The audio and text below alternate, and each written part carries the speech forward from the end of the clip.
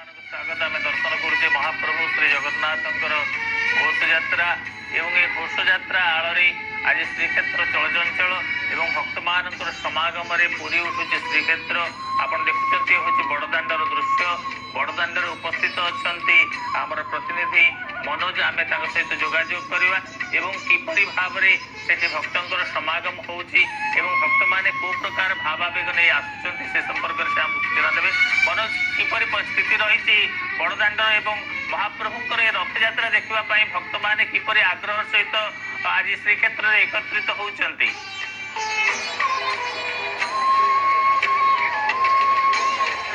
जय जगन्नाथ जय जगन्नाथ जय जगन्नाथ। देखो रमावल्लभ जे कि आज एक पवित्र दिन महाजागतिक दिवस आज आम श्रीक्षेत्र बड़दाण्डरू अगणित दर्शक तथा श्रद्धालु मानक न्यूज 7 तरफ स्वागत करुचु।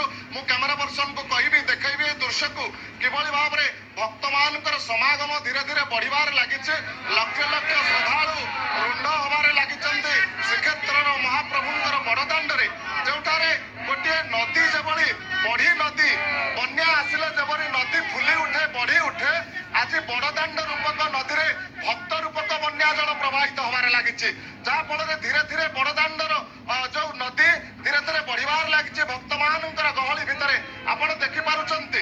जय जगन्नाथ ध्वनि रे प्रकंपित होउचे समग्र संसार। आज महाप्रभु जगतर नाथ जगन्नाथ आउ किछि समय परे विराजमान हेबे रथरे सेतिपाई भक्त जेतिकी व्याकुल महाप्रभु अनंत कोटि ब्रह्मांडर नाथ कोटि कैबल्य नाथ मध्य सेतिकी व्याकुलता प्रकाश कलेनी। केतबेले से समय आसीबो महाप्रभु विराजमान करिवे रथरे चतुर्धा मूर्ति सुदर्शन एवं भाई भौणी को संगतरे धरी एबे मंगल आरती कार्य चलीचे एवं महिलम तड़प लागि करा जिबा परे आज सकाळ 9 रे महाप्रभुंकर रथ कराजिब प्रतिष्ठा कराजिब एवं तापरे अन्य कार्य मध्य कराजिब। एथिपाई समस्तक मध्यरे व्याकुलता चारमाळ बंधा होइचे एवं तीन रथ प्रस्तुत होइके रहिचंती बड़दाण्डर रथ खଳାରେ। केतबेले तांको हृदयर देवता आसे विराजमान करिवे रथरे केतबेले तांकर हृदयर देवतांको से कोଳରେ धरि नवदिन व्यापी तांकर अधिकार को साब्यस्त करिवे। महाप्रभु विराजमान करिवे रथरे सेपटे महाप्रभु जगतर नाथ जगन्नाथ मध्य व्याकुल हेलेनी। केतबेले तांकर भक्तमानक गहली रे से आसे भक्तमानक दर्शन देवे। रथे तो वामनं दृष्ट्वा पुनर्जन्म न विद्यते। महाप्रभु को दर्शन करिबा पई भक्त मध्य व्याकुल एवं जो पतित उद्धार पाई कि पतित पावन नाम रे प्रभु जो नामकरण हेचे पतित पावन बाना उडुची प्रभुंकर पतित उद्धार पाई के महाप्रभु आज रथारूढ़ हेबे। सेतिपाई समस्तक मध्यरे व्याकुलता एवं किभली भाव में श्रद्धालु माने शांति श्रृंखला सहकारे दर्शन करिवे सेतिपाई समस्त व्यवस्था करा जायछि। जिला प्रशासन पुलिस प्रशासन एवं मंदिर प्रशासन पक्षर मध्य व्यापक व्यवस्था करा जायछि।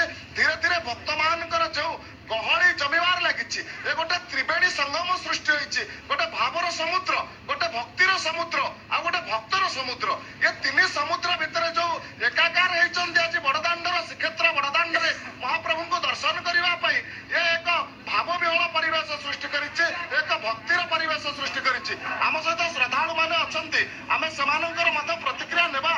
गतकाली सामान्य वर्षा होइतिले मध्य आज पाग सुंदर रहिছে एवं श्रद्धालु माने अति शांति श्रृंखला सहकारे किभली भाव में दर्शन करिवे सेतिपाई व्यवस्था करा जायछि। आमे किछि श्रद्धालु मानकर प्रतिक्रिया नबा जे कि कोन कहिबे आपण केते बाटरू आछिचंती केते बाटरू आसु 130 किलोमीटर बाट किभली मनरे व्याकुलता रहिछि प्रभु को दर्शन करिवा। हां रहिछि ठाकुर को दर्शन करिया बेंदा आसु बहुत बाटरू आमे बालेश्वर आसीछु।